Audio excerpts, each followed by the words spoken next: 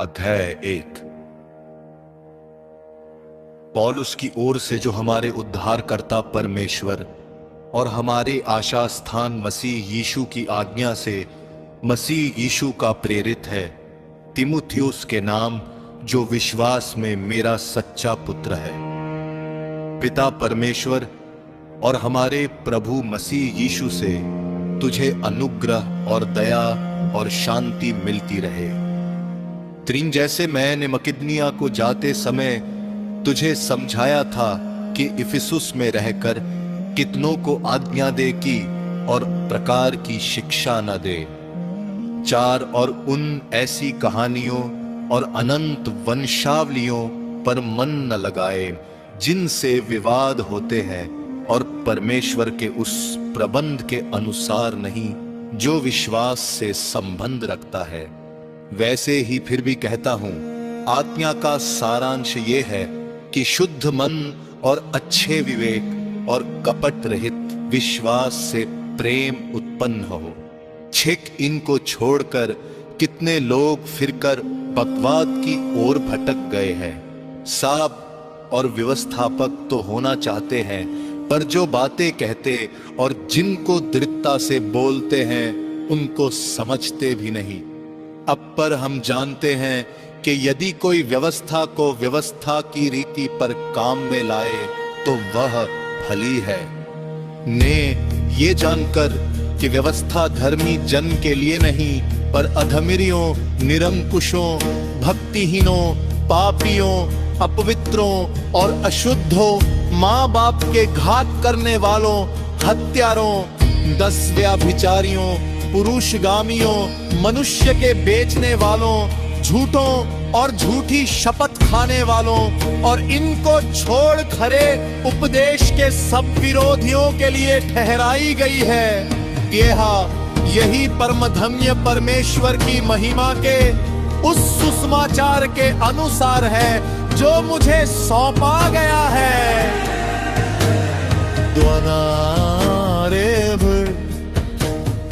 अपने प्रभु मसीह विश्व का, जिसने मुझे सामर्थ्य दी है, धन्यवाद करता हूँ कि उसने मुझे विश्वास योग्य समझकर अपनी सेवा के लिए ठहराया।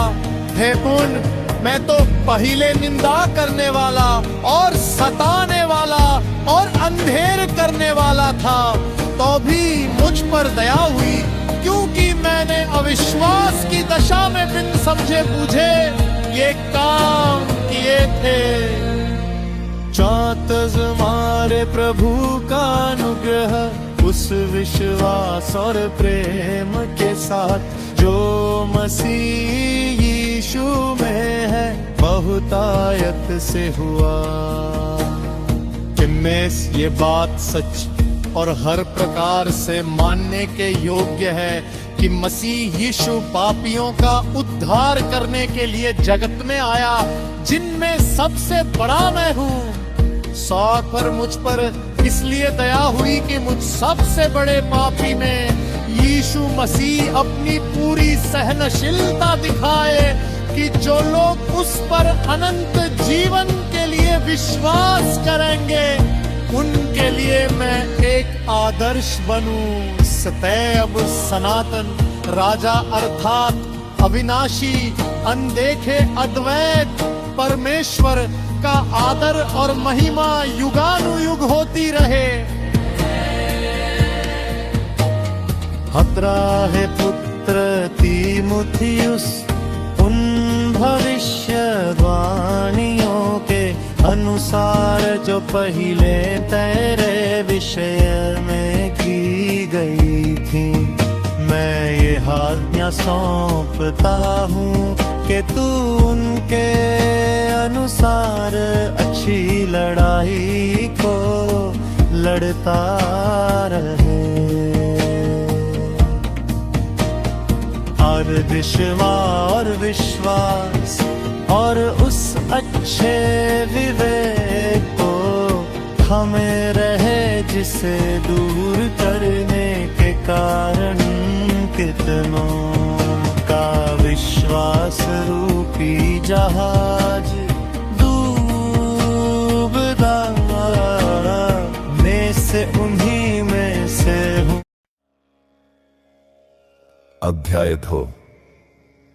अब मैं सबसे पहले ये उपदेश देता हूं कि विनती और प्रार्थना और निवेदन और धन्यवाद सब मनुष्यों के लिए किए जाए।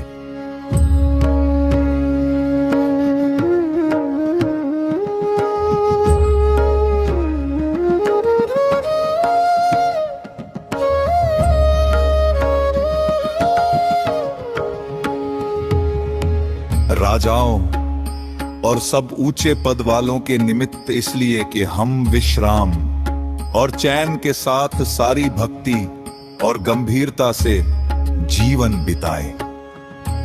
ये हमारे उद्धारकर्ता परमेश्वर को अच्छा लगता और भाता भी है। वह ये चाहता है कि सब मनुष्यों का उद्धार हो और वे सत्य को भली भांति पहचान लें, क्योंकि परमेश्वर एक ही है और परमेश्वर और मनुष्यों के बीच में भी एक ही बिचवई है, अर्थात मसीह यीशु जो मनुष्य है, जिसने अपने आप को सबके छुटकारे के दाम में दे दिया ताकि उसकी गवाही ठीक समयों पर दी जाए। मैं सच कहता हूं, झूठ नहीं बोलता, कि मैं इसी उद्देश्य से प्रचारक और प्रेरित और अन्य जातियों के लिए विश्वास और सत्य का उपदेशक ठहराया गया।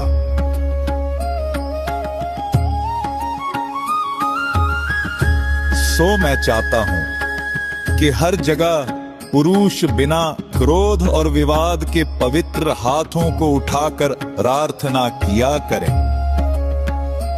वैसे ही स्त्रियां भी संकोच और संयम के साथ सुहावने वस्त्रों से अपने आप को संवारे, न कि बाल गूंथने और सोने और मोतियों और बहुमोल कपड़ों से, पर भले कामों से, क्योंकि परमेश्वर की भक्ति ग्रहण करने वाली स्त्रियों को यही उचित भी है।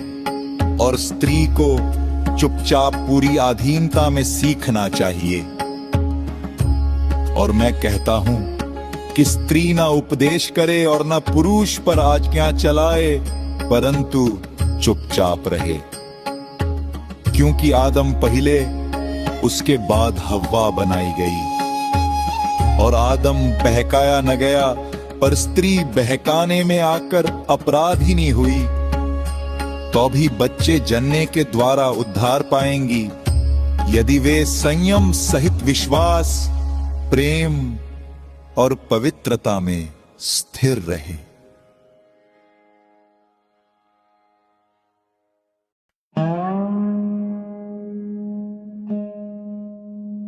ये बात सत्य है कि जो अध्यक्ष होना चाहता है तो वह भले काम की इच्छा करता है।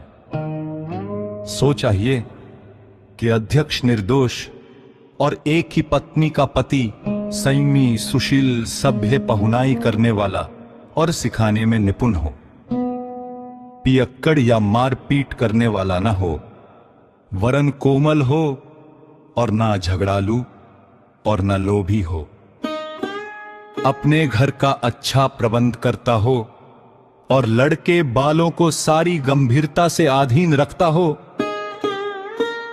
जब कोई अपने घर ही का प्रबंध करना न जानता हो, तो परमेश्वर की कलीसिया की रखवाली क्यों करेगा? फिर ये कि नया चेला ना हो, ऐसा ना हो कि अभिमान करके शैतान का सा दंड पाए और बाहर वालों में भी उसका सुनाम हो। ऐसा ना हो कि निंदित होकर शैतान के फंदे में फंस जाए। वैसे ही सेवकों को भी गंभीर होना चाहिए, दो रंगी, पियक्कड़ और नीच कमाई के लोभी न हो, पर विश्वास के भेद को शुद्ध विवेक से सुरक्षित रखें। और ये भी पहले परखे जाएं, तब यदि निर्दोष निकलें तो सेवक का काम करें। इसी प्रकार से स्त्रियों को भी गंभीर होना चाहिए, दोष लगाने वाली न हो पर सचेत और सब बातों में विश्वास योग्य हो। सेवक एक ही पत्नी के पति हो और लड़के बालों और अपने घरों का अच्छा प्रबंध करना जानते हो, क्योंकि जो सेवक का काम अच्छी तरह से कर सकते हैं वे अपने लिए अच्छा पद और उस विश्वास में जो मसीह यीशु पर है बड़ा हिया प्राप्त करते हैं। मैं तेरे पास जल्द आने की आशा रखने पर भी ये बातें तुझे इसलिए लिखता हूं कि यदि मेरे आने में देर हो तो तू जान ले कि परमेश्वर का घर जो जीवते परमेश्वर की कलीसिया है और जो सत्य का खंभा और नेव है उसमें कैसा बर्ताव करना चाहिए। और इसमें संदेह नहीं कि भक्ति का भेद गंभीर है, अर्थात वह जो शरीर में प्रकट हुआ आत्मा में धर्मी ठहरा, स्वर्गदूतों को दिखाई दिया, अन्य जातियों में उसका प्रचार हुआ, जगत में उस पर विश्वास किया गया और महिमा में ऊपर उठाया गया। परंतु आत्मा स्पष्टता से कहता है कि आने वाले समयों में कितने लोग भरमाने वाली आत्माओं और दुष्ट आत्माओं की शिक्षाओं पर मन लगाकर विश्वास से बहक जाएंगे। ये उन झूठे मनुष्यों के कपट के कारण होगा जिनका विवेक मानो जलते हुए लोहे से दागा गया है, जो ब्याह करने से रोकेंगे और भोजन की कुछ वस्तुओं से परे रहने की आज्ञा देंगे, जिन्हें परमेश्वर ने इसलिए सृजा के विश्वासी और सत्य के पहचानने वाले उन्हें धन्यवाद के साथ खाए, क्योंकि परमेश्वर की सृजी हुई हर एक वस्तु अच्छी है और कोई वस्तु अस्वीकार करने के योग्य नहीं, पर ये कि धन्यवाद के साथ खाई जाए।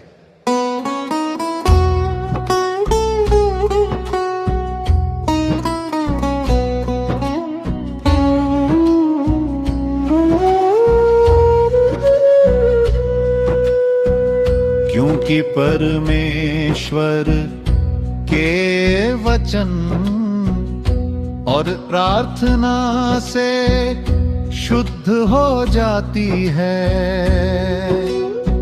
यदि तू भाइयों को इन बातों की सुधि दिलाता रहेगा तो मसीह यीशु का अच्छा सेवक ठहरेगा और विश्वास और उस अच्छे उपदेश की बातों से जा तू मानता आया है तेरा पालन पोषण होता रहेगा, पर अशुद्ध और बूढ़ियों की सी कहानियों से अलग रहे और भक्ति के लिए अपना साधन कर।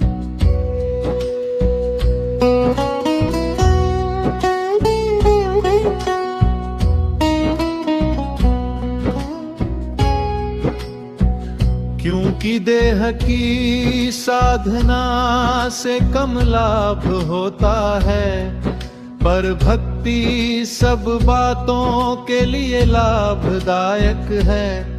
क्योंकि इस समय के और आने वाले जीवन की भी प्रतिज्ञा इसी के लिए है। और ये बात सच और हर प्रकार से मानने के योग्य है। क्योंकि हम परिश्रम और यत्न इसीलिए करते हैं कि हमारी आशा उस जीवते परमेश्वर पर है, जो सब मनुष्यों का और निज करके विश्वासियों का उद्धार करता है। इन बातों की आकर और सिखाता रहे।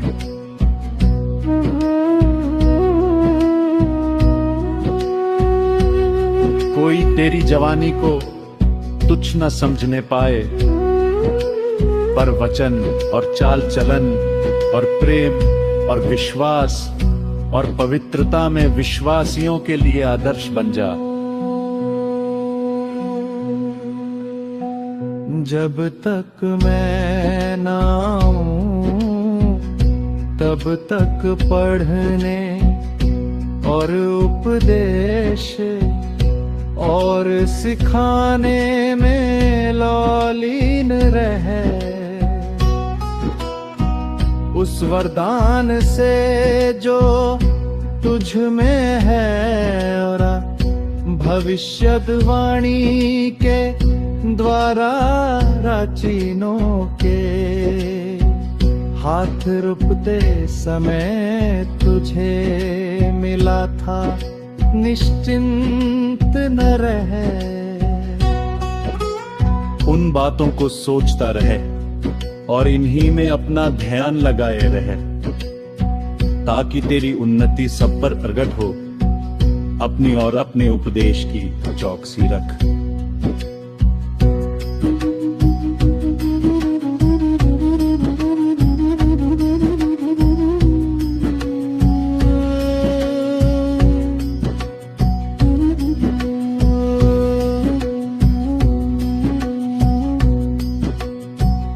इन बातों पर स्थिर रहे,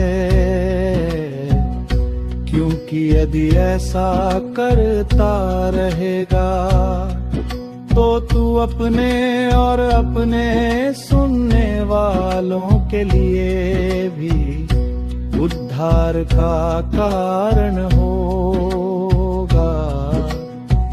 क्योंकि परमेश्वर के वचन और प्रार्थना से शुद्ध हो जाती है।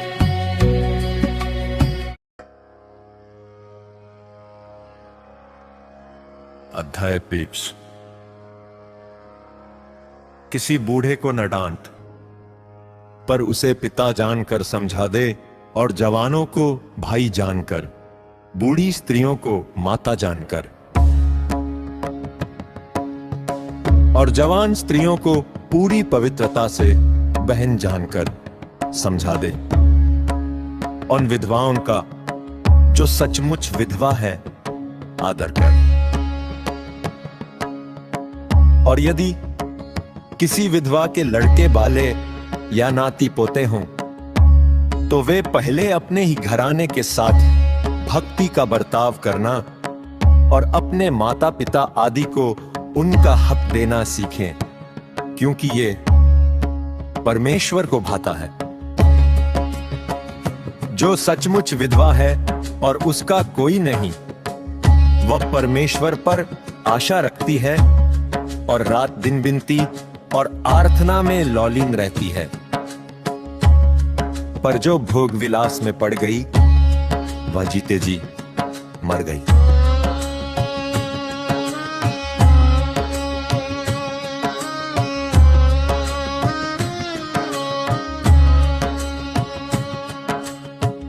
इन बातों की भी आज्ञा दिया कर, ताकि वे निर्दोष रहें।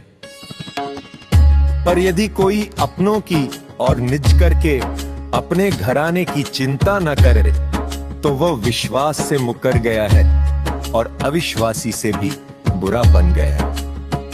उसी विधवा का नाम लिखा जाए जो 60 वर्ष से कम की न हो और एक ही पति की पत्नी रही हो, और भले काम में सुनाम रही हो, जिसने बच्चों का पालन पोषण किया हो, पाहुनों की सेवा की हो, पवित्र लोगों के पांव धोए हो, दुखियों की सहायता की हो, और हर एक भले काम में मन लगाया रहो।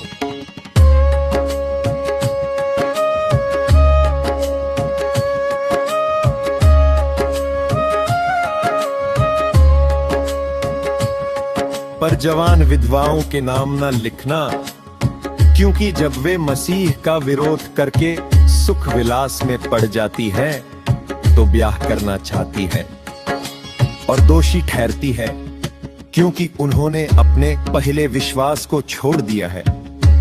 और इसके साथ ही साथ वे घर घर फिरकर आलसी होना सीखती है, और केवल आलसी नहीं, पर बकबक करती रहती, और औरों के काम में हाथ भी डालती है और अनुचित बातें बोलती है। इसलिए मैं ये चाहता हूं कि जवान विधवाएं ब्याह कर लें और बच्चे जने और घर बार संभाले और किसी विरोधी को बदनाम करने का अवसर न दे, क्योंकि कई एक तो बहक कर शैतान के पीछे हो चुकी है। यदि किसी विश्वासिनी के यहाँ विधवाएं हो तो वही उनकी सहायता करे कि कलीसिया पर भार न हो, ताकि वह उनकी सहायता कर सके। जो सचमुच में विधवाएं हैं,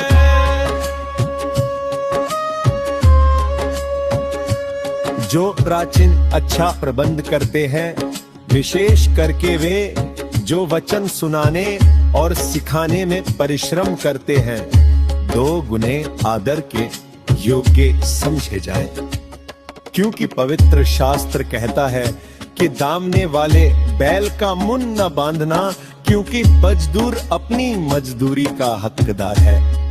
कोई दोष किसी प्राचीन पर लगाया जाए तो बिना 2 या 3 गवाहों के उसको न सुन, पाप करने वालों को सबके सामने समझा दे, ताकि और लोग परमेश्वर और मसीह यीशु और चुने हुए स्वर्गदूतों को उपस्थित जानकर मैं तुझे चेतावनी देता हूँ कि तू मन खोलकर इन बातों को माना कर और कोई काम पक्षपात से न कर, किसी पर शीघ्र हाथ न रखना और दूसरों के पापों में भागी न होना, अपने आप को पवित्र बनाए रख। भविष्य में केवल जल ही का पीने वाला न रहे, पर अपने पेट के और अपने बार बार बीमार होने के कारण थोड़ा थोड़ा दाखरस भी काम में लाया कर। कितने मनुष्यों के पाप प्रकट हो जाते हैं और न्याय के लिए पहले से पहुंच जाते हैं, पर कितनों के पीछे से आते हैं। वैसे ही कितने भले काम भी प्रकट होते हैं, और जो ऐसे नहीं होते वे भी छिप नहीं सकते। जितने दास जुए के नीचे हैं, वे अपने अपने स्वामी को बड़े आदर के योग्य जाने, ताकि परमेश्वर के नाम और उपदेश की निंदा न हो। और जिनके स्वामी विश्वासी हैं, इन्हें वे भाई होने के कारण तुच्छ न जाने, वरन उनकी और भी सेवा करें, क्योंकि इससे लाभ उठाने वाले विश्वासी और ज्ञानी हैं। इन बातों का उपदेश किया कर और समझाता रहे।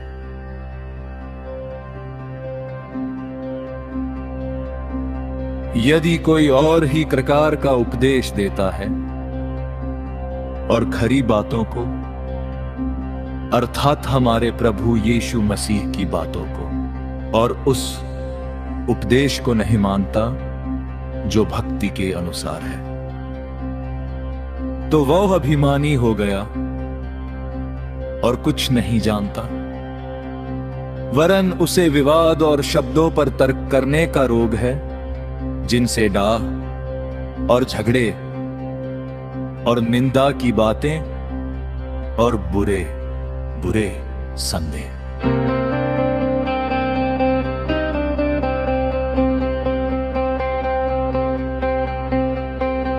और उन मनुष्यों में व्यर्थ रगड़े झगड़े उत्पन्न होते हैं, जिनकी बुद्धि बिगड़ गई है और वे सत्य से विहीन हो गए हैं, जो समझते हैं कि भक्ति कमाई का द्वार है, पर संतोष सहित भक्ति बड़ी कमाई है।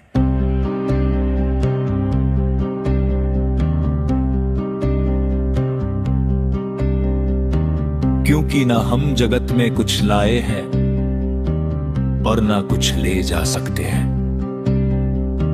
और यदि हमारे पास खाने और पहनने को हो तो इन्हीं पर संतोष करना चाहिए। पर जो धनी होना चाहते हैं, वे ऐसी परीक्षा और फंदे और बहुत तेरे व्यर्थ और हानिकारक लालसाओं में फंसते हैं, जो मनुष्यों को बिगाड़ देती है और विनाश के समुद्र में डूबा देती है। क्योंकि रुपए का लोभ सब प्रकार की बुराइयों की जड़ है, जिसे प्राप्त करने का प्रयत्न करते हुए कितनों ने विश्वास से भटक कर अपने आप को नाना प्रकार के दुखों से छलनी बना लिया है। पर हे परमेश्वर के जन, तू इन बातों से भाग और धर्म, भक्ति, विश्वास, प्रेम, धीरज और नम्रता का पीछा कर। विश्वास की अच्छी कुश्ती लड़ और उस अनंत जीवन को धर ले जिसके लिए तू बुलाया गया और बहुत गवाहों के सामने अच्छा अंगीकार किया था।